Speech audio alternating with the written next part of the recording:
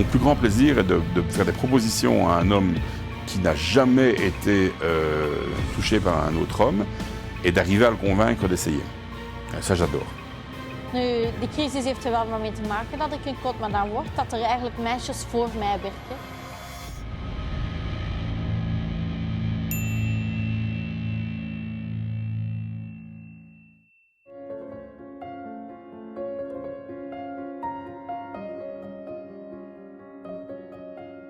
Music licensing reimagined.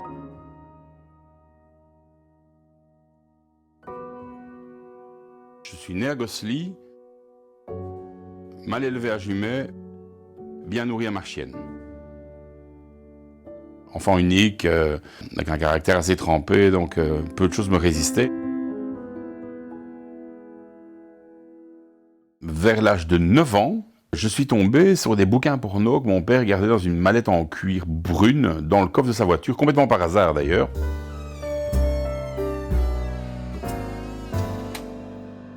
Et c'est des bouquins avec des gens tout nus dedans, c'est des bouquins, des espèces de bouquins porno sur base de photos. Donc je me suis dit, si j'en prends 2 à la fois, et que je les remets le lendemain, et que j'en prends 2 autres, il va jamais se rendre compte de rien du tout.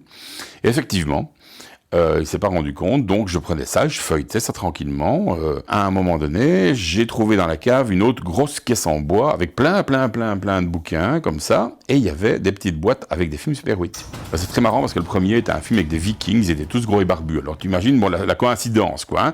T'avais quelques barbus, dont un petit peu plus costaud que les autres avec un petit ventre, et ça devenait mon préféré. Et finalement dans les bouquins, je cherchais uniquement le bouquin où il y avait un mec dans ce genre-là, ou celui-là principalement. Mon père m'a expliqué par après qu'après ma naissance, il s'était rabattu de manière tout peinard sur le porno. Il aimait beaucoup le porno, surtout français. Il était assez féru de porno, donc j'ai probablement hérité mon goût pour le sexe de son côté. C'était un homme qui était bien en chair aussi, qui était moustachu, poilu, bien de sa personne. Voilà mon attirance vers les gens gros. Voilà, c'est peut-être de l'anthropomorphisme aussi, parce que j'étais gros étant adolescent, et j'ai adoré ça quand les poils ont commencé à pousser entre mes seins, quand le torse a commencé à se remplir de poils. C'était pour moi une fierté absolue. J'étais fier des poils sur mes bras aussi. D'ailleurs, j'ai arrêté de porter une montre à cause de ça. À 18 ans, je faisais 1m85 et 85 kg. J'allais voir des Woody Allen, j'allais au ciné-club, j'étais fan de Monty Pythons, donc je riais pas des mêmes choses que la plupart de mes camarades. Always look on the bright side of life. Always look on the light side of life. Moi, j'ai eu 7 vies différentes. Quand j'ai commencé à être journaliste rock, j'ai vu 2000 concerts en l'espace de 10 ans.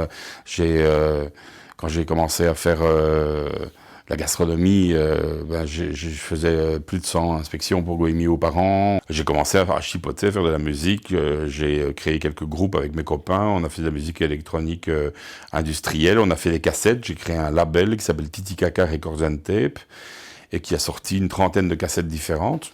On a commencé à faire quelques concerts, on a joué à gauche et à droite dans des clubs, à Bruxelles, en Wallonie, partout. On a toujours mis en avant l'aspect visuel. On voulait absolument monter sur scène et que les gens se souviennent de nos concerts. Donc il y avait des écrans qui diffusaient des vidéos, c'était des montages qu'on faisait à base de 2 VHS avec des décrochages d'images dans tous les sens. On voulait que ce soit assez trash, donc l'absence de finition, de la technique nous arrangeait très bien. Et puis Play Again Sam, pour qui je travaillais déjà en promotion sur leurs disques pour les diffuser un peu partout, m'a dit si on faisait un disque avec Agrumes, et donc on a fait un disque, et ce disque a eu des précommandes. L'année suivante, on était en tournée européenne avec Skinny Puppy à travers toute l'Europe, et puis on est parti au Canada, et puis on a fait une tournée mondiale en 89-90 avec 45 dates aux États-Unis, avec tous les pays d'Europe en 89 et en 90 à la fin de l'année. Là aussi, ça a été très boulimique, puisque en l'espace de 6 ans, j'ai sorti 21 disques.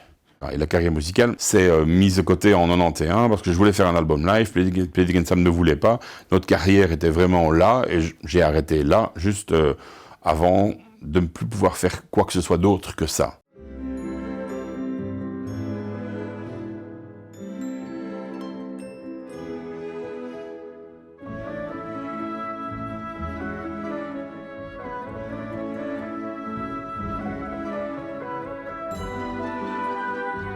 Music licensing reimagined.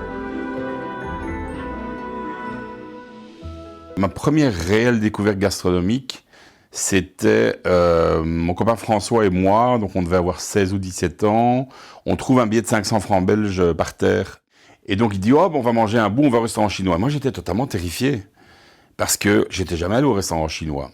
Parce que chez mes parents, on mangeait toujours les 12 mêmes plats. Mes parents n'allaient pas au restaurant, ne sortaient pas, n'avaient absolument pas d'amis, de vie sociale, donc ils n'allaient jamais chez des gens.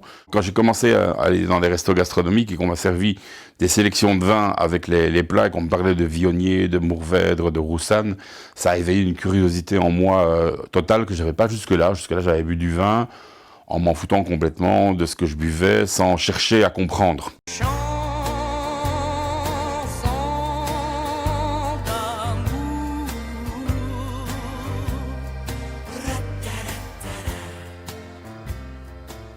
Quand j'ai rencontré Christian en février 85, le 12 février 85, le soir même, je lui ai dit de toute façon, je cherche pas à me mettre en couple avec quelqu'un et moi je suis sexuellement, je veux être libre, je veux baiser avec qui je veux. Et il m'a dit « Ah, super, moi aussi j'aime bien baiser à gauche, à droite avec qui je veux, super, c'est très bien. » Donc j'ai dit « On baise et puis après tu me téléphones quand tu veux, on verra bien. » Puis la semaine suivante on s'est revu une fois, puis la semaine suivante on s'est revu une fois, puis après on s'est revu assez souvent et on allait au sauna ensemble et on allait au parc ensemble, on allait draguer en boîte ensemble, et on trouvait un troisième pour baiser ensemble ou deux mecs, un pour moi, un pour lui. Il faut dire que moi j'étais plus mince et j'étais plus dans son genre et lui était plus gros. Donc il était plus dans mon genre. Puis voilà, à un moment donné, on s'est rendu compte qu'on vivait ensemble alors qu'on n'avait pas du tout prévu. Donc on ne savait pas qu'on était en couple alors qu'en fait, on était. Et donc on a continué notre couple avec la même liberté. On allait au sauna, se taper qui on voulait, avoir des amis qui venaient à la maison, pour l'un, pour l'autre, machin. Mais lui a toujours été attiré par les mecs plus minces, moi par les mecs plus gros. Donc très rapidement, les amants qu'on faisait n'étaient pas les mêmes. Donc on faisait l'un ou l'autre, c'était rarement commun. Pour moi, la fidélité du cul n'a aucune importance. C'est la fidélité du cœur qui est important. Donc c'est important, c'est d'avoir quelqu'un en qui tu peux avoir confiance. Et donc avoir confiance en lui, ça inclut le fait que s'il te dit « j'ai envie de me taper », ce mec-là qui est sur la plage, que tu lui dises par amour, mais vas-y, amuse-toi. Si tu penses que le mec, parce qu'il va se taper quelqu'un d'autre, va partir avec ce mec, c'est que tu as un niveau d'insécurité par rapport à ton couple, mais phénoménal. Et si tu veux pas qu'il le fasse, parce qu'en fait, il va prendre du plaisir que toi, tu n'auras pas, alors c'est de l'égoïsme. Aux États-Unis, j'avais repéré dans un magazine une petite annonce pour Girth and Murph of New York, a club for big men and their admirers. Chubs and Chasers welcome. Et je me disais, qu'est-ce que c'est que ça? Donc, je me suis renseigné, j'ai écrit. Et donc, j'ai reçu de la littérature qui m'a expliqué que Girth and Murph, ça veut dire corpulence et bonne humeur. C'est un jeu de mots parce que ça se ressemble, Girth, Murph. Et que les chubs, c'était les gros. Les chubby, ça veut dire grassouillet. Ça veut dire, c'est un mot pour dire gros sans dire fat ou big. Tu vois, chub, c'est chubby, c'est grassouillet, c'est rond. Et chaser, c'était en fait un chubby chaser, un chasseur de chubby, donc quelqu'un qui est attiré par les gros. Et je me suis rendu compte que Girth and Murph, c'était pas du tout un club au sens une boîte de nuit, mais c'était une association qui se réunissait et où se retrouvaient dans un café, un restaurant, ou à la piscine ou des choses comme ça. Les gens qui sont attirés par les gros et les gros eux-mêmes. Le mouvement bear est morcelé dans toute une série de niches. Les polar bears, où ils doivent avoir du poil blanc, les cigar bears, qui doivent fumer la pipe pour le cigare, les otters, ça veut dire les loutres, c'est les petits bears qui sont encore minces, les cubs, qui sont les jeunes bears, ils sont très chiants. Mais le mouvement bear a été phagocyté par des anciens beaux. Donc, t'as des mecs beaux dans leur sens du terme, quoi, des mecs minces, athlétiques, machin, qui avaient du succès pour leur petit cul serré jusqu'à l'âge de 30, 32 ans. Après, tout d'un coup, ne sont plus vraiment le machin frais. Tiennent encore 5 ans dans la frustration en faisant du tennis et du jogging et des bancs solaires pour essayer de garder leur look minet. Puis à un moment, ça ne marche plus. Ils se disent « Ah, mais je vais faire ça. Je vais laisser pousser ma barbe et ma moustache, je vais mettre une chemise canadienne et je vais aller chez les bears. » Et donc, ils arrivent chez les bears, mais avec leur frustration de ex-bellâtre. Et donc, du coup, faisait de l'ostracisme en disant « Oui, mais les vieux, non, hein, les gros, non, hein, moi, je veux des beaux petits cubs, quoi, tu vois. » Et ils voulaient toujours se taper des petits minces tout blondinets. Évidemment, dans le monde bear, il faut que tu aies du poil, donc même les minces blondinets devaient avoir une petite barbe, etc. Donc, ils toléraient, mais alors ces mecs-là prenaient souvent, parce qu'ils avaient du fric, ils prenaient souvent le pouvoir dans les board members des clubs, et après se mettaient à ostraciser les gros, parce qu'eux étaient malheureux en eux-mêmes d'être devenus des bears, quoi. Heureusement, ça a changé, donc ça c'était vraiment très dur dans les années 90, et maintenant tu vois des réunions bears aux États-Unis où tu as plus de la moitié sont gros, quoi. Moi, je suis un super chub, mais ferme. Donc, j'ai un ventre en une seule partie. Donc, j'ai un ventre assez harmonieux, également très musclé.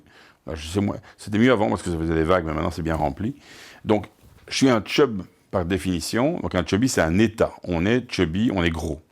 Ensuite, être bear, c'est aller vers un look poilu et barbu et moustachu accentué. Donc, un bear, c'est quelqu'un qui va avoir les poils qui sortent. Et moi, mon idée du bear, il doit avoir du poids. C'est comme les ours dans la nature, c'est pas filiforme, quoi. J'ai un gros animal rond avec des poils.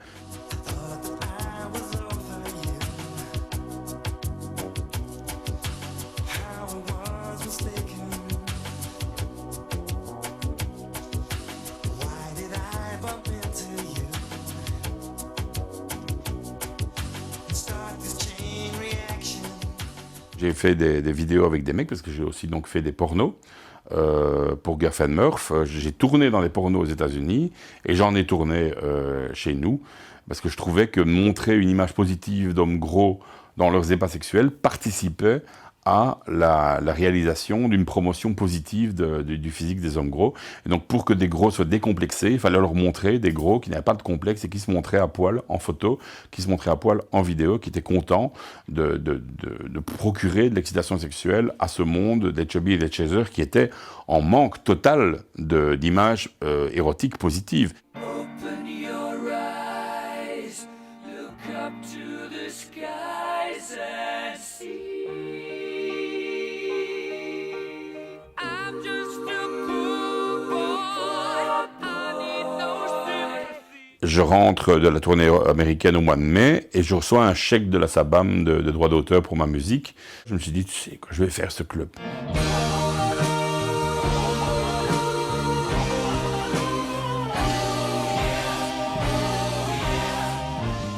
Et donc j'ai fait le premier club, Guff & Murph, en Europe. Donc un club pour les hommes gros et ceux qui les aiment. J'ai fait imprimer des flyers, j'ai fait imprimer des cartes de visite, j'ai fait imprimer un premier exemplaire d'un magazine de contact pour les membres. Évidemment, il n'y avait pas Internet à ce moment-là, donc la seule manière de le communiquer, c'était d'en faire part à Gay Pied en France, à Gay Krant en Hollande, aux instances de la presse homosexuelle, qui ont tout de suite d'ailleurs imprimé, qu'on avait ça, etc. Donc on a organisé une première réunion au Sauna Dinan en septembre. Et donc on a eu plein de gens qui sont venus à la réunion, donc tout le monde était au Dinan, tout le monde est parti en bas dans les douches machin. Après j'ai une lettre d'un gars qui dit « Oui, je m'appelle Paul Murphy et je viens de créer Guff & Murph à Londres. Guff & Murph London, on fait des réunions, on a 300 personnes à chaque réunion. Ils m'annoncent qu'ils vont venir qui seront probablement 100 ou 120. Arrive le bus, Paul Murphy qui sort du bus. « Ah, salut, super !» Il y a 13 mecs qui sortent, et j'ai dit « Où sont les autres ?»« Ah ben, c'est tout ce qui est venu. Les autres, vous n'avez pas le temps. » Je me mets dans l'esprit. Ils sont là, il y en a 13, il faut être souriant et qu'ils sentent les bienvenus. Quand on arrive en haut de la rue, on voit une file de gens sur le trottoir. Je vois que cette file donne à un attroupement qui se trouve à l'avant du sauna.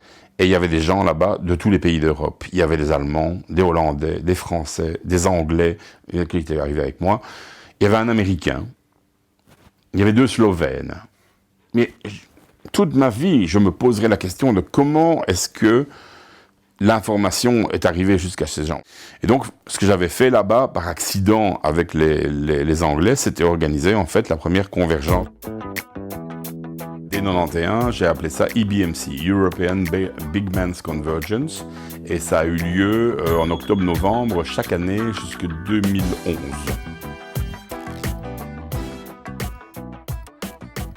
Ah ben ça baisait dans tous les sens, tiens, évidemment. Ça arrivait souvent dans ces saunas de te taper 5-6 mecs différents durant la journée, parce que tu vas baiser un coup, tu vas te relaxer un petit peu dans la piscine ou au jacuzzi, tu vas boire une bière, et puis tu vois un autre mec qui passe, et c'est reparti. Hein. J'ai jamais payé pour baiser, et sauf quand c'était dans un jeu, donc le mec voulait être payé à l'arrivée pour faire semblant que c'était une relation tarifée, parce que ça l'excitait, et puis une fois qu'il avait joué, il me rendait le billet, donc c'était un accessoire, tu vois.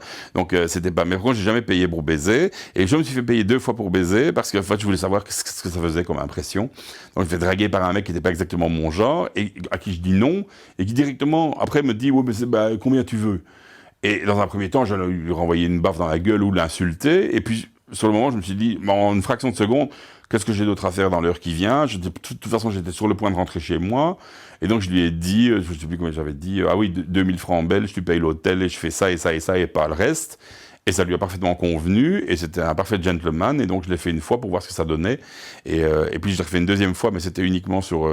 c'est un mec qui était moche comme un pou, qui voulait absolument me voir en caméra, machin, etc. Et je lui avais montré 2-3 fois mon ventre, etc., pour lui faire plaisir. Et il voulait absolument faire un peu plus sur caméra, et ça m'intéressait pas du tout. Et il m'a proposé des sous, et je trouvais que c'était rigolo de faire ça une fois aussi pour voir. Et donc, il a envoyé des sous, et je me suis exécuté sur... je trouvais que c'était un peu comme un contrat de cinéma, finalement. C'est comme faire du porno et ce genre de choses. C'était un peu pas offrir, mais... Ouais, louer son corps par rapport à lui. Bon, lui était très content, ils avaient largement les moyens apparemment de le faire, ça m'arrangeait bien de recevoir un peu de sous à ce moment-là, et donc je l'ai fait, pourquoi pas, quoi. Quand le sida est arrivé, ça a été la panique totale, parce que d'abord, il n'y avait pas d'information. Les gens se posaient la question, est-ce que c'est limité aux États-Unis? Qu'est-ce que c'est? Est-ce que c'est juste des mecs qui sont malades et que par hasard, ça s'est répandu à cet endroit-là? Ça se transmet comment? On ne savait pas. Donc il y avait des gens qui pensaient qu'on pouvait même plus serrer la main à quelqu'un, lui faire un bisou sur la joue, des choses comme ça. Et donc les mecs qui disaient « j'ai le sida », il y avait une mort sociale qui précédait la mort physique. J'ai rencontré un garçon français qui est venu plusieurs fois et avec qui je m'entendais vraiment bien, qui est beaucoup plus jeune que moi, qui avait 20 ans à l'époque quand je l'ai rencontré, j'en avais 50, et qui s'est fortement attaché, et quand Christian s'en est rendu compte, il a dit « Écoute, avec celui-là, il y a un truc spécial qui se passe et tu devrais le laisser venir pour voir. » Joe s'est installé de manière permanente à la maison et à peu près un an plus tard, Christian, qui avait une relation avec plusieurs petits chasseurs, il y en avait un qui voyait le plus souvent. Et puis finalement, il est resté aussi. Donc maintenant, on vit à 4. On a chacun, on est toujours mon mari et moi, et on a chacun un boyfriend, une sorte de famille, de petite happy bear family, comme on dit. Socialement, c'est un peu papa, maman et 2 enfants, parce qu'ils sont plus jeunes tous les deux, mais pas... donc les relations, qu'est-ce qu'on regarde à la télé? Moi, Woody Allen, lui, Fast and Furious 6, c'est compliqué. Mais finalement, ça se passe très bien. Joe est très beau. Et donc, tous les amants que j'avais qui sont en dessous de son niveau, c'est devenu un peu du style... Je vais pas bouffer les crevettes, j'ai des langoustines. Alors, bon, je n'ai pas envie de manger des langoustines tous les jours non plus. Donc, de temps en temps, je prends aussi les crevettes parce qu'elles sont cuisinées autrement. Lui, il veut que ce soit au moins moi ou mieux. Et comme je suis dans l'échelle des chubs relativement haut, j'ai eu la chance quand même d'être dans ce monde des chubs. J'ai un peu la place que Naomi Campbell a dans le monde de la mode. Tu vois, une célébrité légèrement passée, mais qui était vraiment parmi les toutes belles, quoi, ou Julia Roberts dans le cinéma d'il y a 10 ans, quoi. Ouais. Donc ça, c'est bon pour le moral.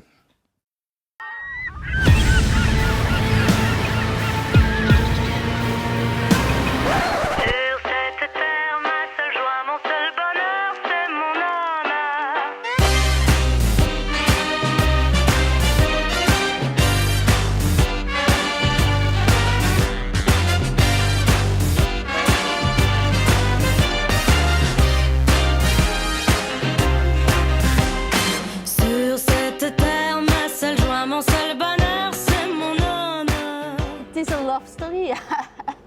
Ik was model en hij was fotograaf. En eigenlijk toen is de vonk overgeslagen. Dus op dat moment zelf nog niks, maar dan achterna blijven sms'en en bellen. En op die manier zijn we samen. Love at first sight kunnen we dat wel noemen, ja. Ja. Langs jouw kant wel, langs mijn Zij was, ja, maar jij wordt ook een beetje jong en Ja. voorzichtig, zal ik maar zeggen. Bij mij was het wel, dat is ze. Dat is ze. Niet alleen van jong en seks, nee, gewoon dat is ze. Ja. Ik was toen met een andere vrouw en ik maakte ook in de sekswereld films. En ik was op zoek naar een andere vrouw voor een lesbische film te maken. En zo kwam ik bij haar terecht. Allemaal toeval, via een gemeenschappelijke kennis eigenlijk, ja. Maar wat, toen kwam zij binnen en ik dacht, oh. En ja, zo, ook terwijl we de film maakten, dus met mijn ex en met haar, die lesbische film, dan dacht ik, ja, zij is wel de moeite. Zo is dat begonnen eigenlijk, ja, met die film. Zij is er dus direct eigenlijk in begonnen. Hè. De eerste keer dat ik ze zag was al direct... Was porno. Dat is porno. C'était chouette les filles du bord de mer. C'était faites pour qui savait leur plaire. Mijn eerste opleiding is eigenlijk verpleegkundige, dus ik ben verpleegster.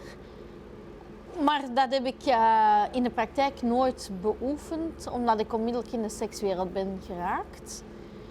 En dan heb ik vorig jaar uiteindelijk diploma masseuse gehaald. Ik vind masseren altijd, ik heb dat altijd leuk gevonden.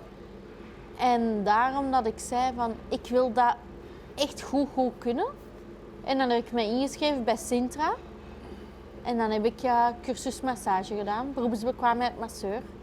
Ik ben ook altijd gefascineerd geweest door SM. Dus vanaf mijn 12 jaar heb ik al kleine seksuele ervaringen met SM. En op een gegeven moment zei Paul van, jij kan dat zo goed, jij moet er eigenlijk verder in gaan voor commercieel te doen. En dan hebben wij dat samen besloten van dat te doen. Ik ben begonnen als diamantkliever in de diamantwereld. Ja. Daarna heb ik ook 17 jaar op een bank gewerkt. Dus totaal ander milieu zal ik maar zeggen.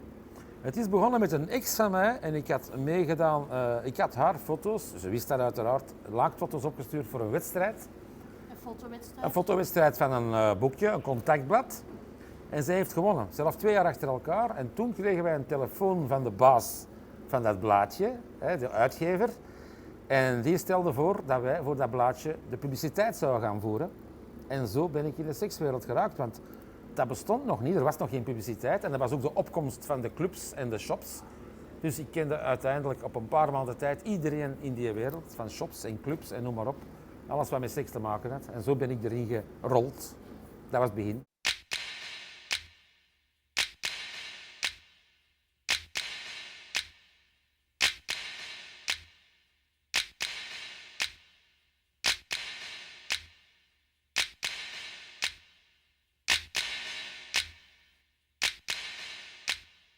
Wij zijn alle twee niet seksueel jaloers, sowieso niet. Hij geniet ervan als ik met een man vrij en ik geniet ervan als hij met een vrouw vrijt. Maar wij zijn wel trouw in ons hoofd. Wij zullen niet verliefd worden op iemand anders. Die kans bestaat altijd, maar die is verschrikkelijk klein. Omdat wij goed weten wat we aan elkaar hebben.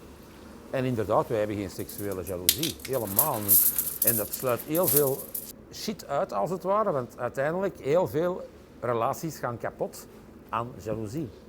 Er zijn 3 mogelijkheden. De eerste is liefde. Dat is de mooiste seks. De meest intense seks. Dan heb je de liefde voor de fun. Partnerruil, orgieën, noem maar op. Dus niet commercieel bedoel ik. Kan ook heel plezant zijn. En dan heb je commerciële seks. De betaalde seks. En daar is ook niks fout mee. Als je dat alle 3 goed beseft, is er toch geen enkel probleem. Allee, voor mij toch niet en voor haar toch niet. Dus no problem. Tu additionnes, tu multiplies les petits câlins anonymes.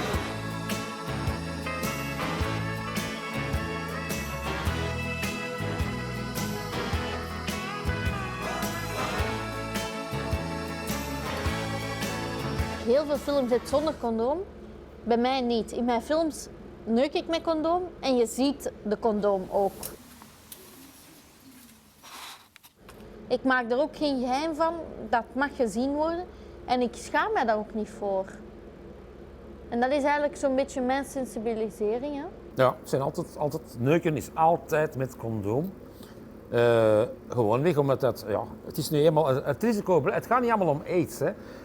Dat wordt een beetje blind gestaard op HIV en AIDS. Er zijn nog 100 andere ziekten, geslachtsziekten die niet leuk zijn om het zacht uit te drukken.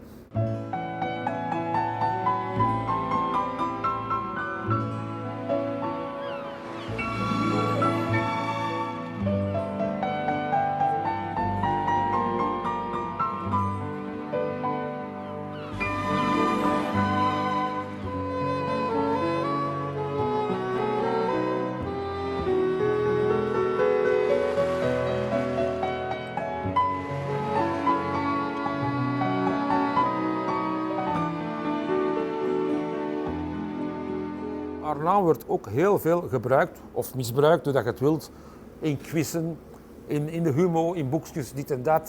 Ja, oké. Omdat de naam is zo bekend, het is eigenlijk Een synoniem geworden. een soort synoniem geworden van prostituee, als je wilt. Ja, ergens wel. Ja. Er zijn heel veel sekswerkers, absoluut, maar er is er maar eigenlijk één bekende en dat ben ik. Dat is ook En natuurlijk... dat is niet om te stoeven, want Ja, maar nee, het is ook zo. Heel veel willen dat ook niet. Want uiteindelijk, heel veel werken in het zwart. En als je in het zwart werkt, ja, dan willen we kop nergens hebben. Hè. en familie mag het De niet weten. familie mag het niet weten, de vrienden mag het niet weten, dikwijls de man mag het niet weten, dat kan ook. Die zitten ook advertenties zonder kop. Ik zal nooit begrijpen hoe dat een man kan reageren op een advertentie zonder kop. Maar let er maar eens op, 9 van de 10 hebben geen kop. En dat doen ze natuurlijk ook vooral om niet herkend te worden en omdat de fiscus er niet achter gaat gaan. Dat is de grootste reden. Hè. De sekswereld, vooral de opkomst is natuurlijk in Nederland begonnen. Hè. De eerste seksshops in Nederland, ik heb ze meegemaakt in 1966. Dat is lang geleden, in Sluis, waar wij nu vlakbij wonen in Knokke. Hè. Maar de eerste in Antwerpen, de eerste in België heb ik ook meegemaakt. Dat was in 1991. Dus ze hadden wel een serieuze achterstand in Vlaanderen. Pas toen is ook porno gelegaliseerd, enzovoort, enzovoort.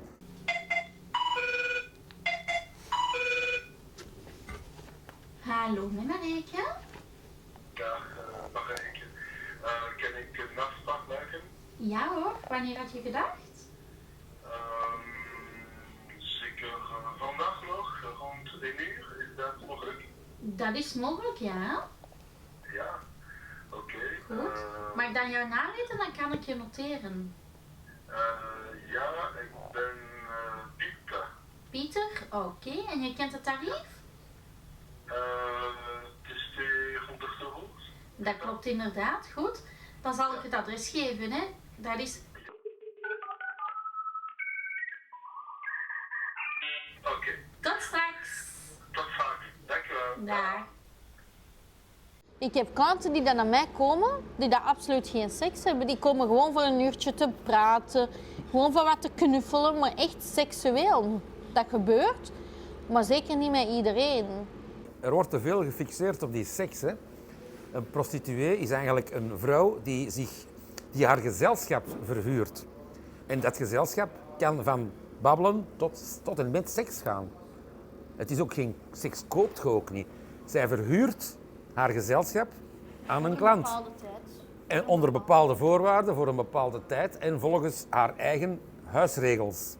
Zo simpel is het. En in haar huisregels kan seks inbegrepen zijn. Dat noemen ze dan prostitutie. Boah, iedereen prostitueert zich. Hè. Iedereen is een hoer. Op zijn eigen manier, op haar eigen manier. Hoeveel vrouwen trouwen niet met een man omdat hij een goede job heeft? Als hij op straat zou zitten met zijn klak voor geld, zou die vent niet bezien. Hè? Dan was hem even mooi. Geld is altijd inherent aan een relatie. Altijd. Gratis seks bestaat niet. Als een man een vrouw opscharrelt in een dansing, in een kroeg, reken het maar uit wat het maar kost voordat hij met haar naar bed gaat. Hè. Trakteren, etentje, cinema, juwelen, lingerie. Die is veel meer kwijt dan dat hij naar een hoer gaat. En dan is het nog af te wachten of ze goed is. Ze zien pornofilms en dan komt natuurlijk ook de privéontvangst en de escort van mij erbij. Hè. Kan ik eerst ontvangen alsjeblieft? Dus, dat hoort allemaal samen in één bedrijf eigenlijk. Hè. Voor de wet, in Nederland kan je op een legale manier als sekswerker, noemen ze dat daar, werken. En op zich is dat een goed idee, want ik vind dat wel positief. Maar de manier waarop is niet positief. Bijvoorbeeld, als jij in een club gaat werken of zo, jij moet ingeschreven worden als zelfstandige, als helemaal alleen. Jij kan niet als werknemer. De zeep staat in de douche, handdoek aan klaar, kleren mag je ook achterlaten. Het gordijn maakt toe van jouw privacy. Oké, dankjewel. Tot zo. Ik ijver er eigenlijk al jaren voor dat ook te legaliseren. Prostitutie moet in mijn ogen gelegaliseerd worden. Maar de politiek wil op dit moment nog niet mee. Is she walking back to me? Yeah, she's walking back to me. Oh, pretty woman. Antwerpen en Brussel, de grote steden, Gent ook, dacht ik. En Gent ook, denk ik, vragen kamerbelasting. Dat wil zeggen dat elke prostituee die ontvangt, ik denk dat het op het ogenblik 2500 of 3000 euro per jaar is. De stad speelt dus pooier. Als natuurlijk de prostitutie gelegaliseerd wordt, dan vallen die inkomsten weg, want dan kunnen ze dat niet meer maken. En ik denk dat dat een van de redenen is waarom ze er niet aan beginnen. Ze willen die inkomsten uiteraard, dat moet massaal zijn, dat moet enorm zijn. Hè. Niet alleen privéontvangst, ook als jij een kotje hebt, zal ik zeggen, met 5 kamers, je betaalt zoveel, heb je een club, zoveel allemaal extra belasting, omdat je dat... Voor de stad, hè? Voor de stad, hè, omdat je dat laat gebeuren dus. Heel veel huisvrouwtjes en dergelijke, dat eigenlijk de prostitutie in Vlaanderen, ik heb het aan Vlaanderen, Wallonië weet ik er iets minder van, maar eigenlijk kapot maakt doordat die voor 50 euro voor een uur zonder condoom doen. En dat kan bij mij niet. Ten eerste ligt mijn bedrag veel hoger omdat ik al volledig officieel bezig ben. Dus ik moet mijn btw erbij tellen, ik moet mijn belastingen eraf trekken. Dus ik hou ook niet zoveel over. Maar ik ga ook nooit zonder condoom vrijen, dat doe ik niet. En daar zit heel veel concurrentie in voor mij.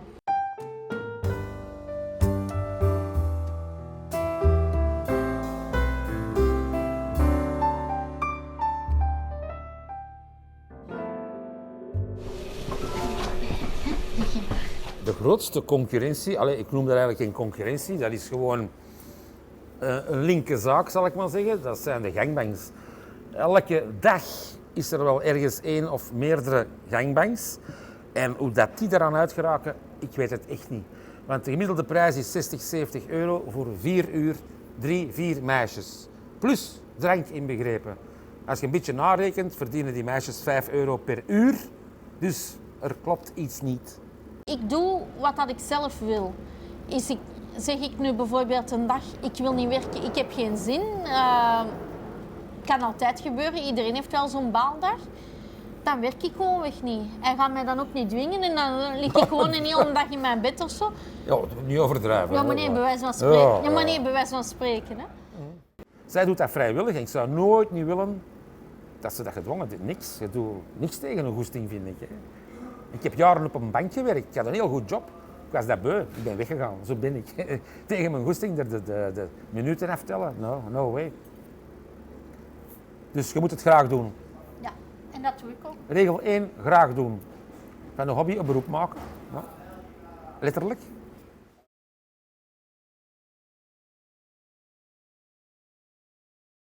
Ik was 19 jaar. Ik woonde nog bij mijn ouders als ik Paul leerde kennen.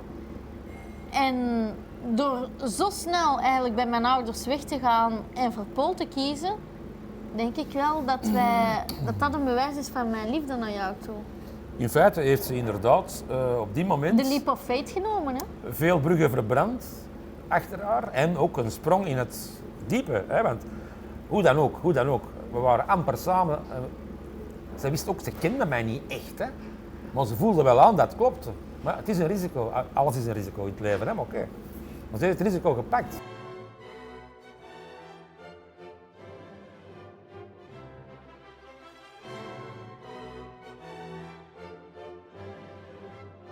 Ik heb dan ook lang nagedacht voordat ik getrouwd ben. Alleen lang, een maand.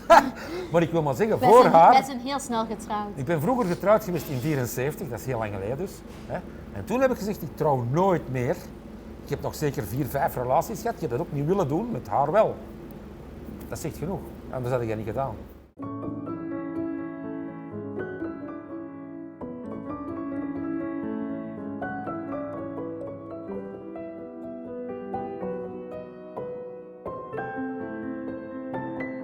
In het begin, als ik Paul leerde kennen, dat was van, dat is een oude man. Dus dat was het eerste punt al. Dat was punt 1, oude man. Oudere man. Dan kwamen ze te weten dat hij in de sekswereld zat. Dat was punt 2. Dan heb ik jaren geen contact gehad. Tot ik in 2009 zwanger was. En dan had ik wel zoiets van, ik wil dat ze het van mij te weten komen in plaats van via of via de media of eender wat. Via een boekje of zo. Ja. En dan heb ik gebeld. En dan is uiteindelijk de toenadering teruggekomen, omdat ze natuurlijk oma en opa gingen worden. En En je hebt het ook gedaan omdat Adam, onze zoon, ook wel een opa en een oma zou hebben. Mijn ouders zijn al lang overleden, dus nu heeft dat kind een oma en een opa. zolang dat ik je maar accepteer. Accepteer die hem, hè?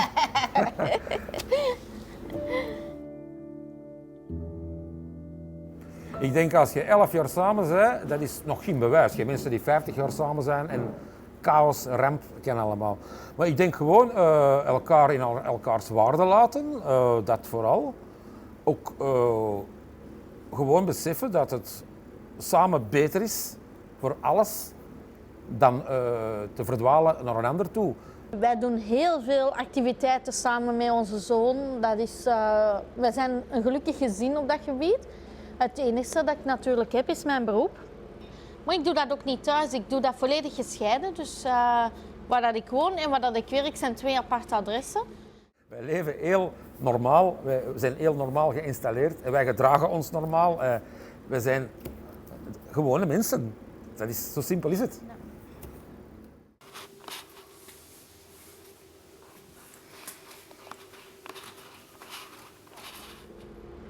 Nog heel gelukkig worden met ons gedrieën, dus dan binnen ons gezin. En mijn job verder zetten zoals ik nu bezig ben. En hopelijk binnen een paar jaar. Nu, die crisis heeft er wel mee te maken dat ik een kotmadam word. Dat er eigenlijk meisjes voor mij werken. Dat is haar droom, zo'n kop. Dat is mijn droom. Ja, niet zo eenvoudig, hè? Niet zo eenvoudig, hè? Want uiteindelijk het is het. Ja, het is een tijd er niet voor op het ogenblik, maar ja, alles kan veranderen.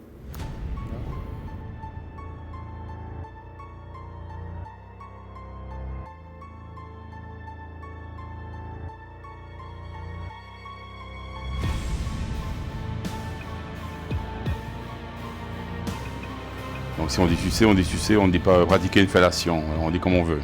D'accord. We hebben alle 2 cadeautjes gekocht voor elkaar. En wij zijn 's middags gaan eten onder ons getweeën. En, ja. A very classic way. Geen porno, geen porno Valentijn.